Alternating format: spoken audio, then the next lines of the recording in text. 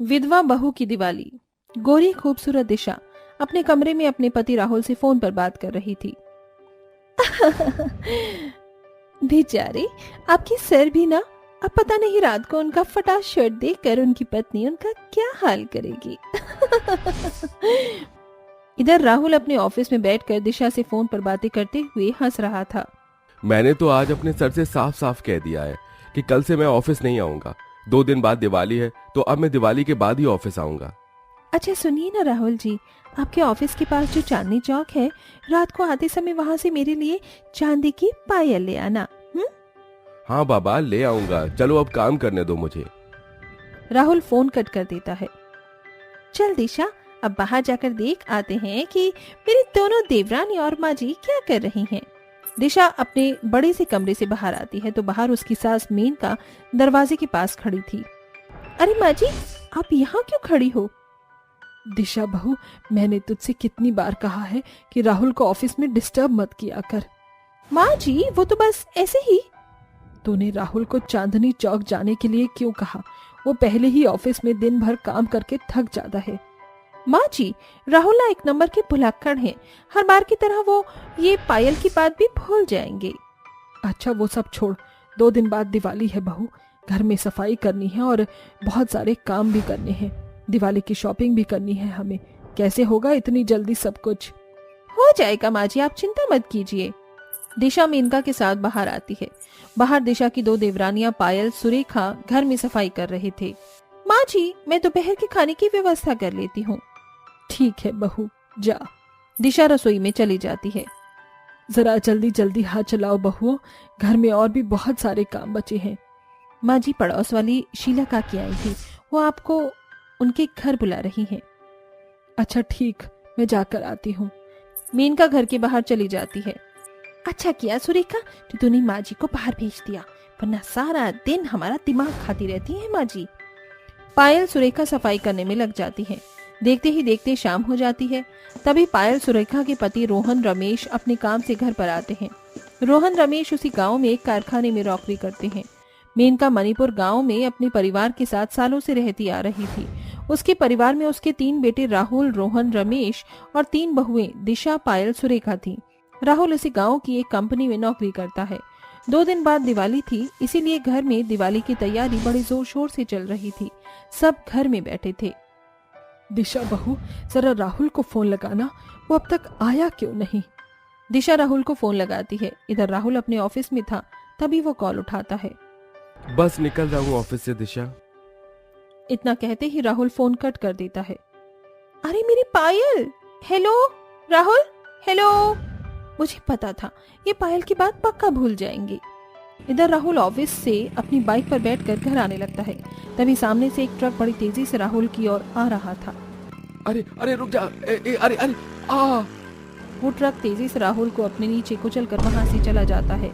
इस हादसे में राहुल की वहीं मौत हो जाती है। थोड़े समय बाद जब राहुल की मौत की खबर उसके परिवार वालों को मिलती है तो सबका रो रो कर बुरा हाल था। सारे गांव के लोग बड़ी धूमधाम से दिवाली मना रहे थे और इधर राहुल का परिवार राहुल की यादों में रोए जा रहा था। रात का समय, दिशा सफेद साड़ी पहने राहुल की तस्वीर के सामने बैठी रो रही थी। भरी जवानी में मेरी बेचारी दिशा बहू विधवा हो गई। राहुल, राहुल, राहुल, आप मुझे छोड़कर क्यों चले गए? तभी मेनका वहां आती है और वो दिशा को उठाकर खड़ा करती है। तेरी वजह से मरा है मेरा बेटा राहुल। तू ही उसे बार बार परेशान कर रही थी। तेरी वजह से मरा है मेरा जवान बेटा राहुल, तेरी वजह से। दिशा जोर जोर से रोएगी। आज से तू घर के स्टोर रूम में रहेगी। तू मेरे बेटे की विधवा है। आज से तेरे लिए हंसना, खेलना, खुशियां मनाना सब बंद। चल मेरे साथ। मेनका दिशा को खींचते हुए घर के पुराने स्टोर रूम में ले आती है और उसे अंदर धकेल कर वहां से चली जाती है। दिशा खूब रोने लगती है। अगले दिन सवेरे सब घर में बैठे चाय नाश्ता कर रहे थे। दिशा स्टोर रूम के बाहर आती है और जैसे ही सबके साथ बैठने लगती है, ओ विधवा झिटानी, हमारे यहाँ साथ बैठकर हमारे ऊपर भी अपनी मनोसियत डालना चाहती हो क्या? चलो जाओ यहाँ से।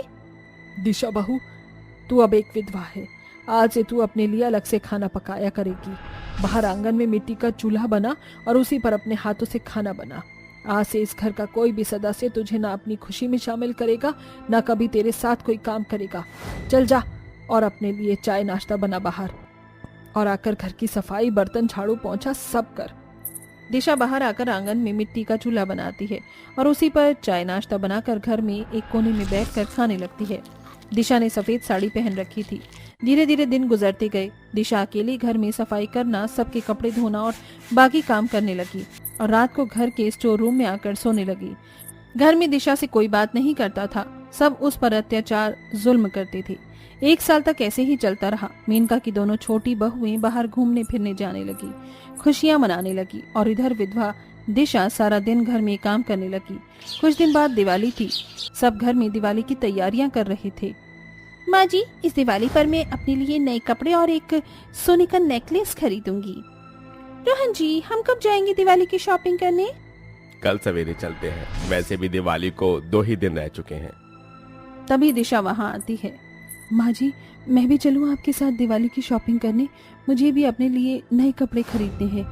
तू एक विधवा है दिशा बहू, तुझे अब खुशियाँ मनाने का कोई अधिकार नहीं है। तू इस सफेद साड़ी में बस घर के कोने में बैठी रहे। अब यही तेरा जीवन है। अब जाकर घर की सफाई कर। दिशा घर की सफाई करने लग जाती है। अगले दिन सब मिलकर दिवाली की शॉपिंग करने बाजार चले जाते हैं और वहाँ जोरों शोरों से दिवाली की शॉपिंग करने लगते हैं। इधर दिशा अकेली घर के आंगन में सबके गंदे कपड़े धो रही थी। राहुल, आप क्यों मेरे जीवन को वीरान करके चले गए? क्यों औरों की तरह मुझे अब खुश रहने का अधिकार नहीं है? क्यों सबने मेरा जीवन एक कैदी की तरह बना दिया है? दिशा एक अनाथ थी। रात का समय। दिशा थकी हारी घर में उदास बैठी थी। तभी मेनका और सब कई सारी शॉपिंग करके घर आते हैं और अपने लाए सामान को देखकर खुश होने लगते हैं। पायल बहू, दिवाली के दिन मैं ये साड़ी और गहने पहनूंगी। माँ जी, मैं ये साड़ी पहनूंगी और साथ में मैं ये गहने। बहुओं, कल दिवाली है, चलो अब फटाफट से सब मिलकर घर में दिया और लाइट लगा दो। इस दिवाली पर हमारा घर जगमगाता हुआ दिखना चाहिए। मैं बहुत थक चुकी हूँ माँ जी, मुझसे नहीं किया जाएगा अब कोई काम। हाँ माँ जी, बाजार में घूम घूम कर सभी बहुत थक चुके हैं, किसी से भी काम नहीं होगा अब। अरे पर दिए लाइट्स लगाना तो जरूरी है ना? माँ जी, दिए लाइट्स जेठानी जी लगा देंगी। दिशा बहू, चल जाकर पूरे घर में दिए लाइट लगा। जी माँ जी। सब अपने अपने कमरों में जाकर सो जाते हैं और दिशा के लिए अपने बड़े से घर के अंदर बाहर लाइट्स दिए लगाने लगती है। करीब रात के 3 बजे दिशा लाइट्स दिए लगाती रही। अगले दिन रात में सब घर के आंगन में दिवाली मना रहे थे और दिशा विधवा का अवतार लिए घर में उदास बैठी थी। तभी बाहर मेनका के गांव की बहन उर्मिला आती है। उर्मिला को देखकर सब बड़े खुश होते हैं। मेनका, दिशा बहू नहीं मना रही दिवाली, कहाँ है वो? दीदी, वो विधवा घर में बैठी है, वो कैसे दिवाली मना सकती है? उसके जीवन में अब खुशियाँ, दिवाली मनाना सब खत्म हो चुका है। ये सुनकर उर्मिला के होश उड़ जाते हैं। ऐसा नहीं होता है मेनका। क्या राहुल की मौत के बाद दिशा बहू को जीने का अधिकार नहीं है? क्या उसे खुश रहने का अधिकार नहीं है? वो जवान है, उसके सामने उसका पूरा जीवन बड़ा है। उसे इस विधवा की जिंदगी से बाहर निकाल और उसकी कहीं शादी करवा दे। दीदी, ये क्या बोले जा रही हो आप? मेनका, तू भी तो विधवा है, तेरा भी पति इस दुनिया में नहीं है। फिर तू क्यों दिवाली मना रही है? तू क्यों रंगीन कपड़े पहनकर घूम रही है? तू भी सफेद कपड़े पहनकर घर में बैठ, तुझे भी फिर खुशियां मनाने का अधिकार नहीं है। ये सुनकर मेनका की आंखों में आंसू आ जाते हैं। तभी उर्मिला दिशा के पास जाती है। दिशा बहू, मुझे माफ कर दे, मैंने तेरे साथ बहुत बुरा किया, मुझे माफ कर दे बहू। चल तू भी हम सबके साथ दिवाली मना, और अब तुझे इस विधवा की तरह जिंदगी बिताने की कोई जरूरत नहीं है। अब हम बहुत जल्द तेरी शादी किसी अच्छे लड़के के साथ करवा देंगे, ताकि औरों की तरह तू भी अपने जीवन में खुश रह सके। उसके बाद मेनका दिशा को रंगीन कपड़े पहनाती है और सब उसके साथ हंसी खुशी दिवाली मनाने लगते हैं। और कुछ ही दिनों बाद मेनका और सब मिलकर दिशा की शादी एक दीपक नाम के लड़के से करवा देते हैं, जिसके बाद दिशा दीपक के साथ हंसी खुशी अपना जीवन बिताने लगती है। शालिनी अपने छोटे से घर में रहकर बड़ी गरीबी में अपना जीवन बिता रही थी। शालिनी के परिवार में उसका बेटा मोहित और बेटी जानवी थी। अब दोनों बच्चे जवान हो चुके थे, फिर भी शालिनी को कोई सुख नहीं था। वो इसलिए कि पहले पति बेरोजगार निकला था और अब बेटा भी नकारा निकम्मा निकला। मोहित कोई काम ही नहीं करता था। अब परिवार का गुजारा भी चले तो चले कैसे। तो बेचारी शालिनी ही गांव में प्याज पराठा बनाकर बेचती थी। शालिनी को प्याज पराठा बहुत अच्छे से बनाना आता था। एक दिन सवेरे शालिनी घर में प्याज पराठे बना रही थी और जानवी मोहित घर में चाय के साथ देसी घी के पराठे खा रहे थे। ठूसो और 10-12 पराठे ठूस लो तुम दोनों, क्योंकि तुम्हारा जन्म बस खाने के लिए ही हुआ है। इतने हट्टे कट्टे जवान हो चुके हो, फिर भी अपनी बूढ़ी माँ का सहारा नहीं बन रहे। माँ, मैं तो आपको कब से कह रही हूँ कि आप ना मोहित भाई की शादी करवा दीजिए। इस घर में बहू आएगी ना तो वो खुद ही मोहित भाई को लात मारकर कमाने के लिए भेजेगी। हर माता पिता बुढ़ापे की दहलीज पर आने के बाद सबसे ज्यादा उम्मीद अपनी संतान से ही रखते हैं कि उनकी संतान ही उनके बुढ़ापे का सहारा बनेगी। पर यहाँ तो बूढ़ी माँ ही अपने जवान बच्चों का सहारा बन गई है। अरे नहीं कोई काम कर रहा है, अगर तुम मोहित तो मेरे साथ गांव में प्याज पराठे ही बेचने चल। माँ, मुझे नहीं बेचना ये प्याज पराठे। मैं तो नौकरी करके महीनों के लाखों कमाऊंगा। अरे निकम्मे, बदबूदार, पढ़ना लिखना तो तुझे कुछ आता नहीं। 7वीं क्लास में पास नहीं हो पाया था तू, तुझे कहाँ से नौकरी मिलेगी? मिलेगी माँ, मिलेगी। आज नहीं तो कल जरूर मिलेगी मुझे नौकरी। कब? बुढ़ापे में कमाएगा पैसे? परेशान हो चुकी हूँ मैं तुम दोनों से। तभी शालिनी रोज की तरह अपना प्याज पराठों से भरा टोकरा अपने सर पर लिए घर से चली जाती है और गांव की गलियों में घूम घूम कर 10 रुपए में एक प्याज पराठा बेचने लगती है। शालिनी के दोनों बच्चे उसकी जरा भी सहायता नहीं करते थे।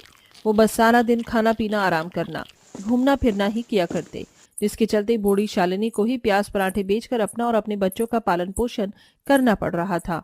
कुछ दिन ऐसे ही बीत जाते हैं। एक दिन शालिनी की बचपन की सहेली शीला, जो पड़ोस के गांव में रहती है, वो शालिनी के घर आती है। क्या बताऊं शालिनी, मेरी बेटी अनीता को कोई रिश्ता ही नहीं आ रहा। पता नहीं कब उसकी शादी होगी। वैसे शीला, अगर हम अपनी दोस्ती को रिश्तेदारी में बदल दें तो? देख, मेरा बेटा मोहित जवान है और तेरी बेटी अनीता भी जवान है, तो हम आपस में ही अपने बच्चों की शादी करवा देते हैं ना। ये सुनकर शीला बहुत खुश हो जाती है और फिर आनन फानन में कुछ ही दिनों में मोहित अनीता की शादी हो जाती है। अब अनीता मोहित जानवी से भी बड़ी भुलक्कड़ थी। वो बस सारा दिन खाती रहती थी। शादी के 3 दिन बाद अनीता घर में शालिनी के साथ प्याज पराठे बना रही थी और पराठे बनाते बनाते खाती भी जा रही थी। अनीता बहू, ये क्या कर रही है तू? तू ही अगर पराठे खा जाएगी तो मैं बेचूंगी क्या? मैं जी, वो पराठे इतने स्वादिष्ट है ना कि मुझसे रहा ही नहीं जा रहा। बहू, ऐसे झूठे पराठे मत कर। तू खा रही है फिर बना रही है, इसमें पराठे झूठे होते जा रहे हैं। अनीता पराठे बनाते बनाते ही खाती जा रही थी। थोड़े समय बाद शालिनी पराठे लेकर बाहर चली जाती है। कई दिन ऐसे ही बीत जाते हैं। एक दिन मोहित शालिनी प्याज लाने शहर एक बस में जा रहे थे। तभी उस बस के साथ एक सड़क दुर्घटना हो जाती है, जिसमें मोहित का एक पैर कट जाता है और शालिनी कोमा में चली जाती है। कुछ दिन बाद रात में, भाभी, अब हमारा गुजारा कैसे होगा? हमारे पास जितने पैसे थे वो सारे पैसे तो मोर भाई के इलाज में खर्च हो गए। माँ जी ने मुझे प्याज पराठा बनाना सिखाया है। हम गांव में प्याज पराठा बनाकर बेचते हैं ना। पर अनीता, उसके लिए पैसे चाहिए होंगे। मैं अपने मायके से ले आती हूँ पैसे। अब अनीता जानवी के पास दूसरा कोई चारा नहीं था, क्योंकि उनके घर की कमाई पूत महिला शालिनी, जो अब कोमा में जा चुकी थी, और मोहित तो पहले ही नक्कारा निकम्मा था। अगले दिन अनीता अपने मायके आती है और अपने माता पिता कुलदीप, शीला से पैसे मांगने लगती है। बिटिया, एक काम कर, तू एक छोटी सी दुकान खोल ले और अपनी नंद के साथ उस दुकान में प्याज पराठे बनाकर बेच। मैं तुझे दुकान खरीदने के लिए और दुकान के सारे सामान के लिए पैसे देता हूँ। ये सुनकर अनीता बहुत खुश हो जाती है। तभी वो कुलदीप से पैसे लाकर वहीं गांव में एक छोटी सी दुकान खरीद लेती है और प्याज पराठे बनाने का सारा सामान ले आती है। 2 दिन बाद अब अनीता जानवी की प्याज पराठे की दुकान तैयार थी। सवेरे का समय। चलिए भाभी, अब हम प्याज पराठे बनाना शुरू करते हैं। दोनों फटाफट प्याज पराठा बनाने का सामान पीसते हैं और फिर जानवी पराठा बेलती है और अनीता चूल्हे पर पराठा बनाने लगती है। जैसे ही पहला पराठा बनकर तैयार होता है, वाह, कितनी अच्छी खुशबू आ रही है इस प्याज के पराठे से। थोड़ा तो चखना ही पड़ेगा। अब अनीता खाने की बड़ी शौकीन थी और उससे ज्यादा जानवी थी। तभी अनीता अपना बनाया पहला प्याज पराठा थोड़ा खा लेती है। हा हा हा हा हा, मजा आ गया। क्या स्वादिष्ट प्याज पराठा है। जानवी बहन, अपने हाथ के स्वादिष्ट प्याज पराठे खाकर तो लोग उंगलियां तक चाटने लग जाएंगे। तभी अनीता थोड़ा थोड़ा करके वो सारा पराठा खा जाती है। अब ये देखकर जानवी के मुंह में पानी आने लगता है। जैसे ही अनीता दूसरा पराठा बनाती है, भाभी, मुझे भी तो चखने दीजिए ना पराठा। तभी जानवी भी थोड़ा थोड़ा करके दूसरा पूरा पराठा खा जाती है। इसी तरह वो एक पराठा बनाते और दूसरा पराठा बनाते बनाते ही खा जाते। अब अनीता जानवी ने 40 पराठों का सामान पीसे थे, पर वो दोनों 20-20 पराठे बेचने को ही रखते हैं और 20 तो वो बनाते बनाते ही खा जाते हैं। थोड़े समय बाद दो आदमी उनकी दुकान पे आते हैं। प्याज पराठा केवल 30 रुपए में? अरे मैं तो पहली बार प्याज पराठे के बारे में सुना हूँ। चल चल कर देखते हैं और खाकर भी देखते हैं, अच्छा रहा तो और खाएंगे। दोनों दुकान के अंदर जाकर बैठ जाते हैं। जानवी बहन देखिए ग्राहक आए हैं। 2 गर्मा गर्म प्याज पराठा लाइए। तभी अनीता अपने बनाए हुए दोनों झूठे पराठों में से 2 पराठे गरम करके लाती है और राहुल अजीत को देती है। तभी दोनों पराठे खाने लगते हैं। अरे वाह, क्या लाजवाब चीज है। ये तो बहुत बढ़िया है, खाने में तो बड़ा टेस्टी है ये। अरे बहन जी, जरा 2 पराठे और दे दीजिए। अनीता फिर से दोनों को एक एक पराठा लाकर देती है। इसी तरह राहुल अजीत 4 पराठे खाकर पैसे देकर वहां से चले जाते हैं। देखिए जानवी बहन, पहले ही ग्राहक 8 पराठे खाकर चले गए हमारे, इसका मतलब हमारे पराठे उन्हें बहुत अच्छे लगे। तभी कुछ लोग और आते हैं और वो भी अनीता जानवी के हाथ के पराठे खाकर चले जाते हैं। थोड़ी देर में उनके बनाए 20 पराठे सारे बिक जाते हैं। अब दुकान में कुछ ग्राहक बैठे थे और वो पराठे मांग रहे थे। भाभी पराठे तो सारे बिक गए, हमें बेवजह 20 पराठे खा लिए, अब इन लोगों को कहाँ से देंगे हम पराठे? हम फटाफट बना लेते हैं। तभी दोनों फिर से 40 पराठों का सामान पीसते हैं और पराठे बनाने लगते हैं।